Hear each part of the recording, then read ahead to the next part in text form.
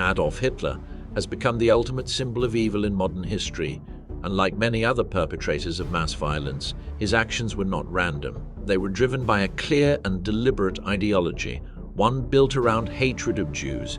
What is often overlooked, however, is that Hitler was not born with this worldview. He grew up in a relatively progressive environment and, in his early years, showed contempt for the crude anti-Semitic caricatures that were common at the time.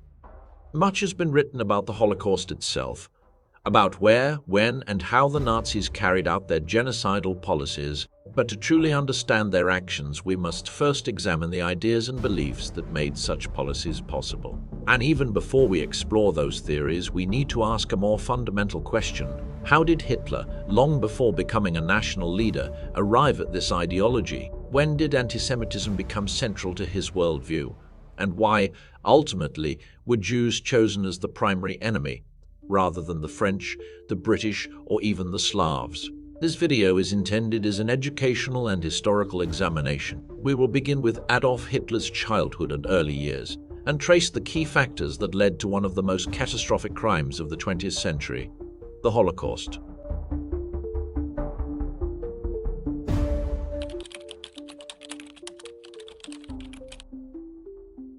Adolf Hitler was born on April 20, 1889, in the village of Ranshofen, near the Austrian town of Braunau am Inn.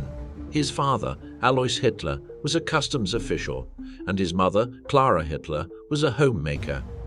Both sides of Hitler's family came from rural, peasant backgrounds. Alois was the first to break from that pattern, building a career as a state civil servant, something he deeply valued and expected his sons to emulate. Growing up in Austria, young Adolf did not initially understand who Jews were or why anyone disliked them. The Jews he encountered appeared no different from Germans in their behavior or appearance. Antisemitism, though present in Austrian society, did not occupy his thoughts or shape his worldview during childhood. Antisemitism had existed in Europe since the Middle Ages, largely in religious form. Jews were accused of killing Christ, desecrating the Eucharist, and engaging in so-called ritual murders, myths that claimed Jewish communities used Christian blood in religious practices. As a young man, Hitler claimed to feel disgust toward traditional anti-Semitic newspapers because of their coarse, inflammatory style. He considered such publications unworthy of what he believed to be German cultural standards. Instead, he admired newspapers like Neue Freie Presse and Neues Wiener Tagblatt, serious liberal publications that emphasized nuance and political analysis. In today's terms, these would be closer in style to the New York Times, the Washington Post, or the Wall Street Journal. At this stage, Hitler saw himself as a rational, intellectually curious individual, someone above crude prejudice. Hitler's relationship with his father was strained. Alois insisted that his son enter the civil service, viewing art as an unserious and unrespectable pursuit. Adolf, by contrast, dreamed of becoming an artist and deeply resented this pressure. With his mother Clara, the relationship was the opposite.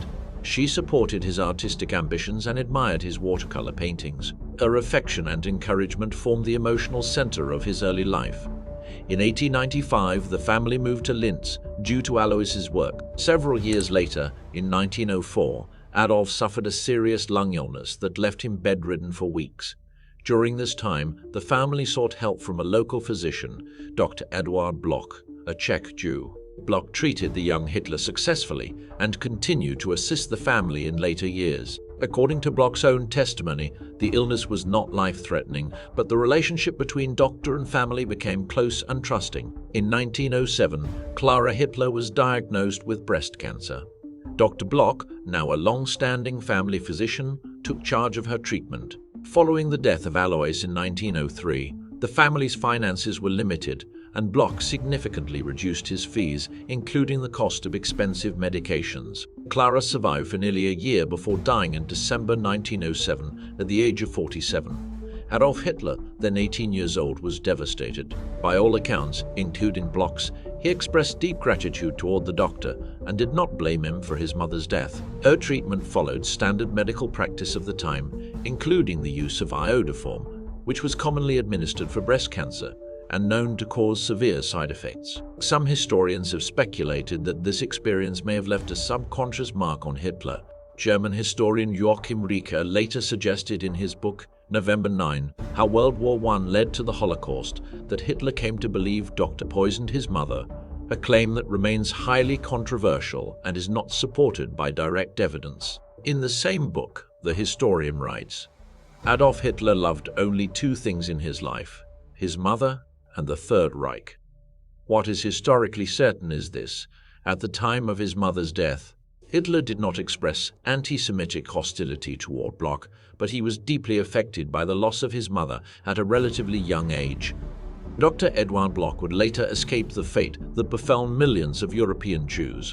In 1940, he was granted permission by the Nazi authorities to emigrate to the United States. He settled in New York City, where he died of stomach cancer in 1945. Just 1 month after Adolf Hitler's suicide. At this stage of Hitler's life, anti-Semitism was not yet central, or even present, in his worldview. The ideology that would later define him had not yet formed.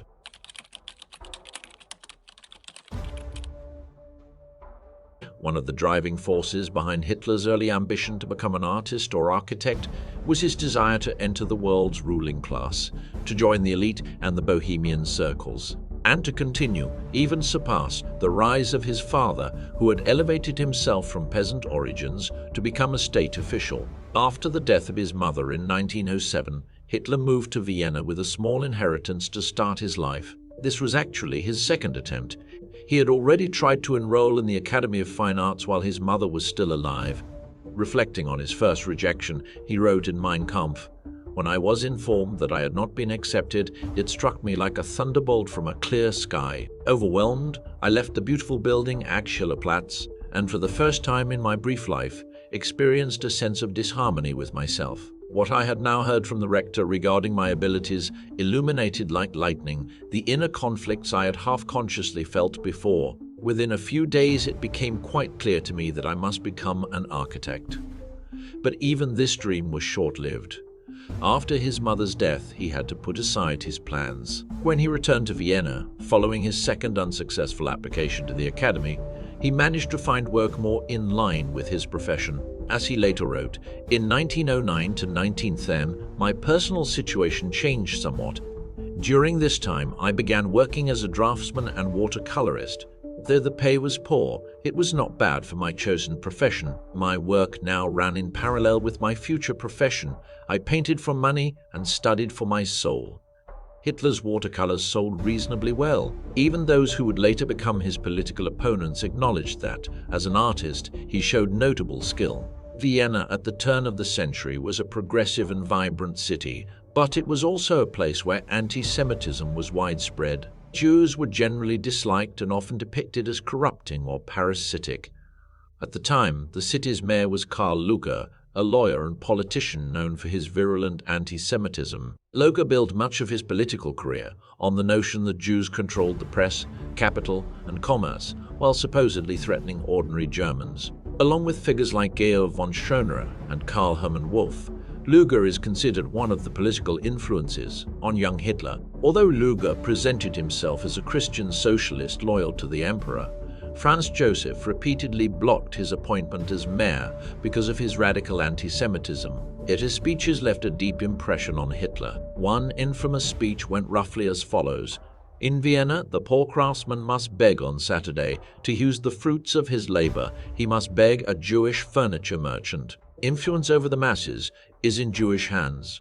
Much of the press is in their hands. Much of the capital, especially the large capital, is in Jewish hands. And here the Jews exercise a terror worse than anything imaginable."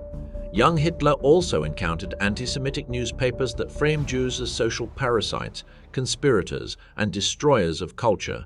Publications such as Der Sermer, a bit later but stylistically similar to the pamphlets circulating in Vienna, and Das Freiblatt used sensationalist, inflammatory language to attack Jews. August Kubizek, a lifelong friend of Hitler who lived in Vienna during this period, later recalled, "His accumulated hatred toward all forces threatening Germans was mainly focused on the Jews, who played a leading role in Vienna.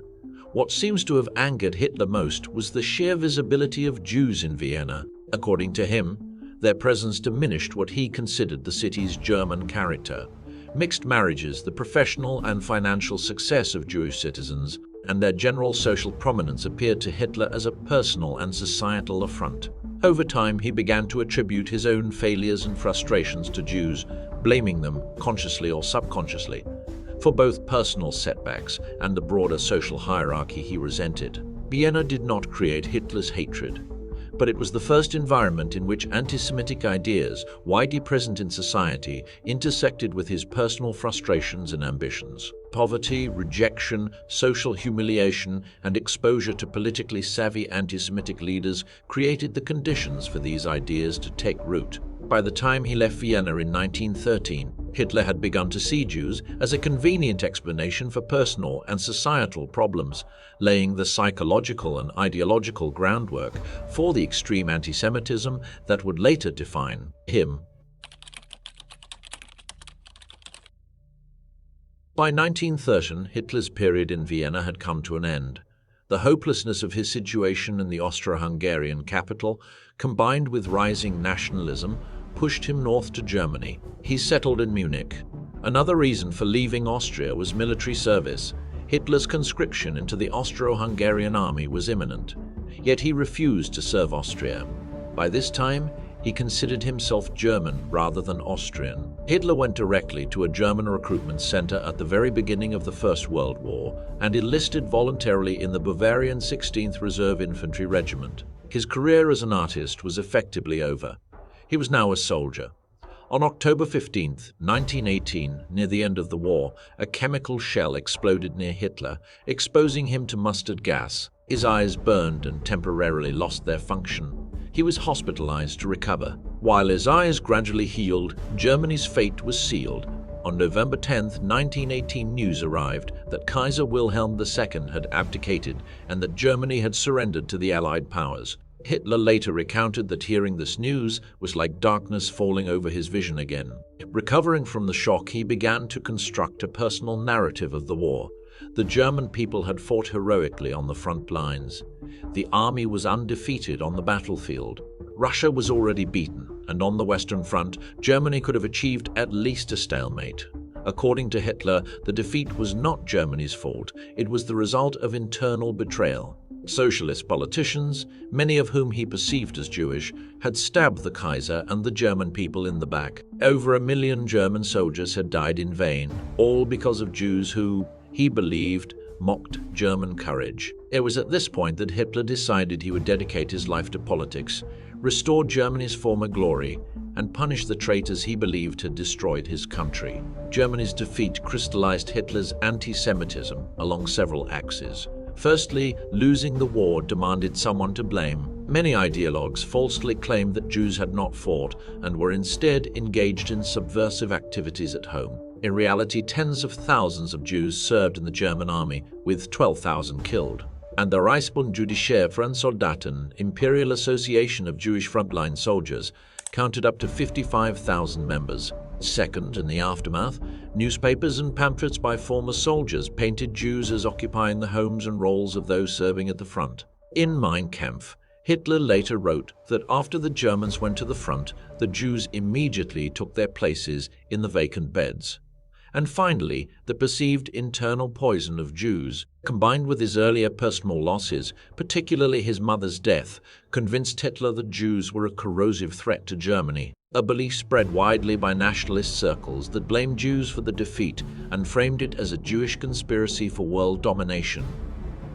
In September 1919, a year after the war, a soldier named Adolf Gemlich wrote to the Army's Propaganda and Education Department, asking for clarification on the role of Jews in Germany's defeat. The department's commander, Karl Marr, allowed Hitler, known for his persuasive speeches, to demobilize soldiers to respond. In his reply, Hitler wrote, "Antisemitism is not an emotional phenomenon. It is a political activity and should not be defined by emotions, but by the acknowledgement of facts."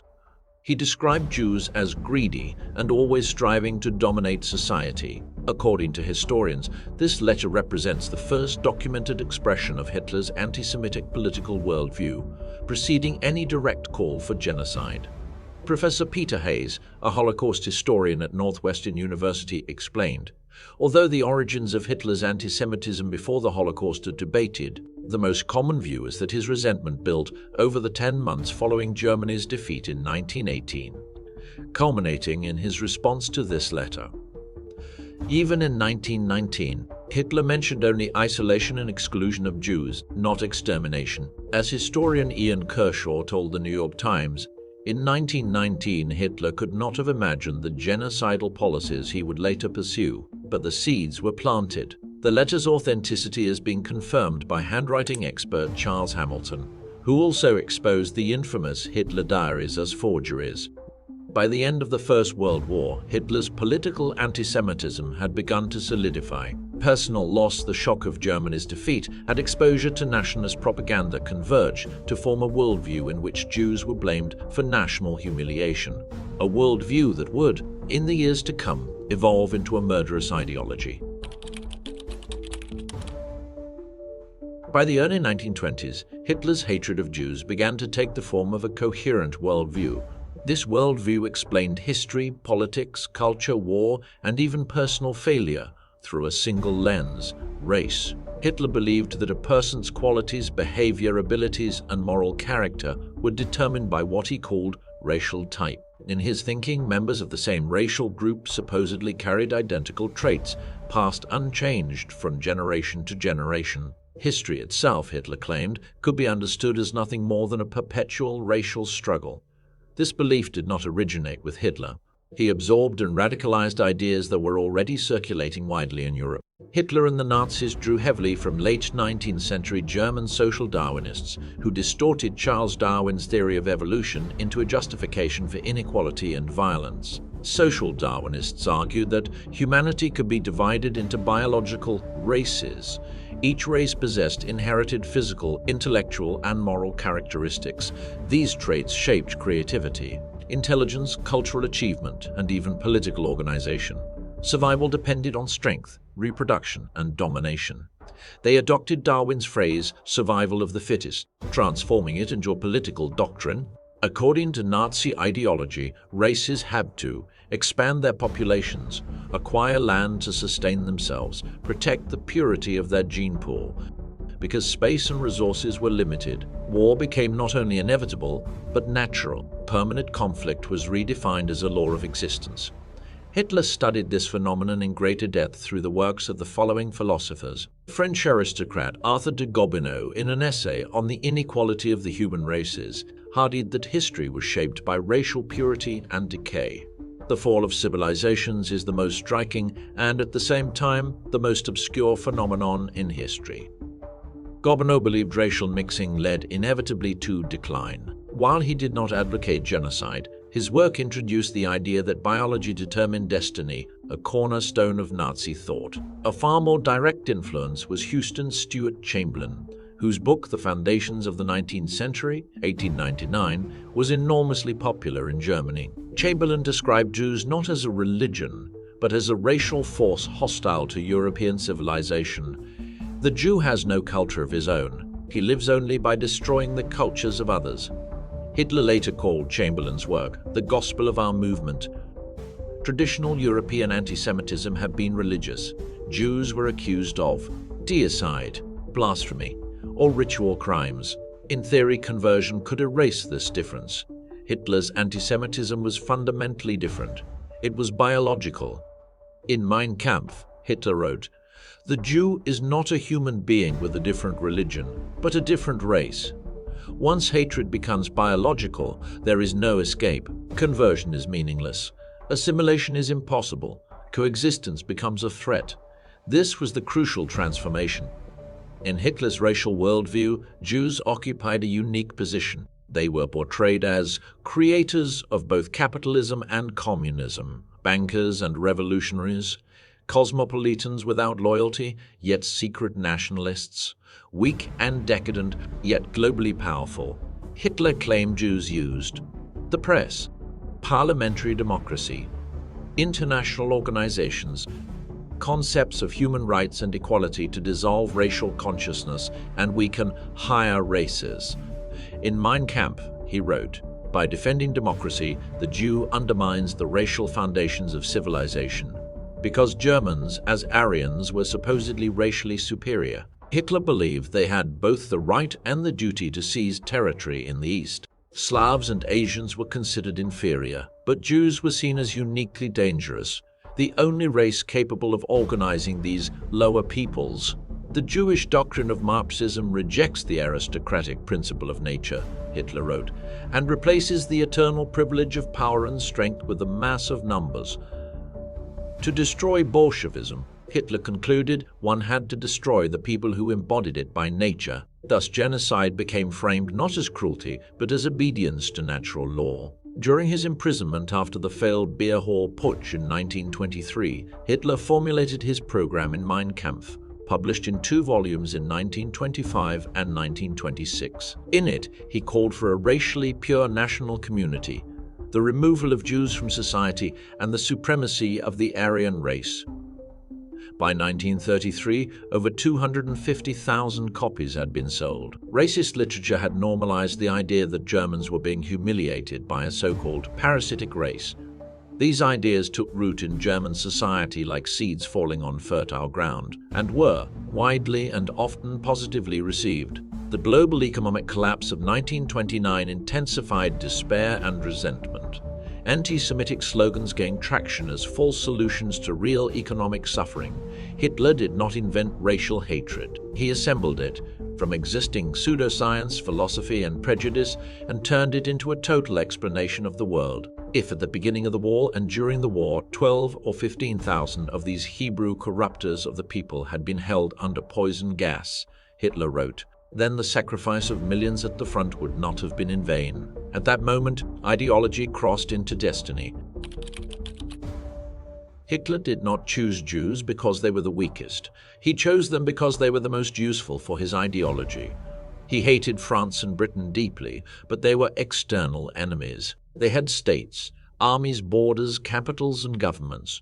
Wars could be fought against them. Treaties could be signed. Victories and defeats were possible. Even hatred had limits. Why not Slavs or Asians? At first glance, this may seem contradictory. Nazi racial ideology clearly ranks Slavs and Asians as inferior or non-Aryan. The answer lies in how Nazism defined enemies and what it needed from them.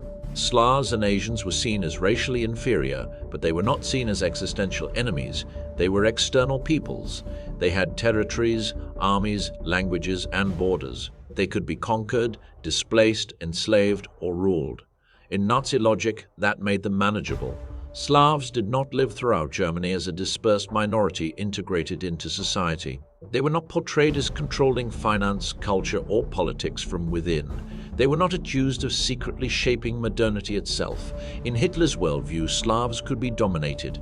Jews had to be eliminated. Before 1948, Jews were not a state.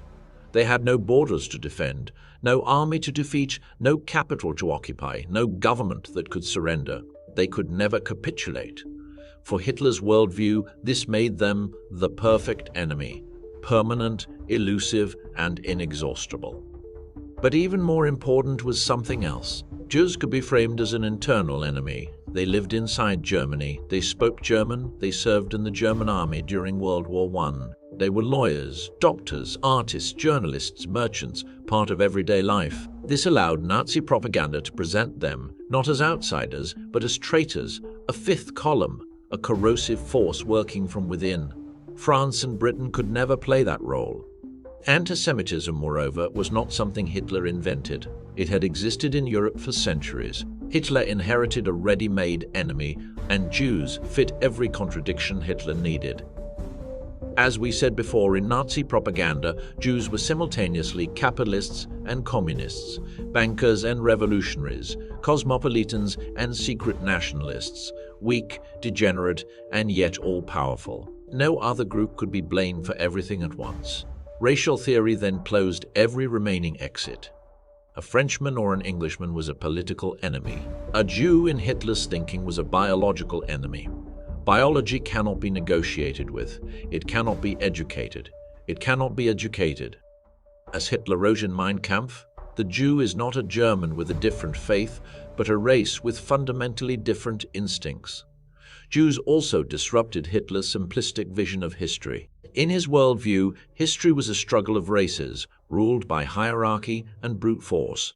Yet Jews, in his eyes, possessed no state, no army, and still exercised cultural, intellectual, and economic influence. They did not fit his model of how power should work. And finally, there was the psychological level. For Hitler, Jews became an explanation for Germany's defeat, an explanation for modernity, an explanation for democracy, capitalism, Marxism, liberalism, an explanation for a world he could not control and deeply resented. They were not the cause of his hatred, but they were the answer his hatred needed. The consequences of this ideology were catastrophic. The Holocaust resulted in the murder of approximately 6 million European Jews, nearly one-third of the entire Jewish population at the time. Of these victims, only about 4 million have been individually identified by name. The rest were erased so completely that no records, graves, or documents survived, a reflection of how systematic and total this destruction was. In 1948, just 3 years after the end of World War II, the State of Israel was established. Its creation was driven by multiple factors: Zionist movements that predated the Holocaust, the collapse of European Jewish life, the displacement of survivors, and growing international recognition that Jews needed a sovereign state to ensure their physical survival. Israel did not emerge because of the Holocaust alone, but the Holocaust made its necessity undeniable. Understanding why Hitler chose Jews as the ultimate enemy is not just about the past. It is a reminder of how ideology, myth, and fear can turn neighbors into targets, and how ideas, once weaponized, can destroy entire worlds.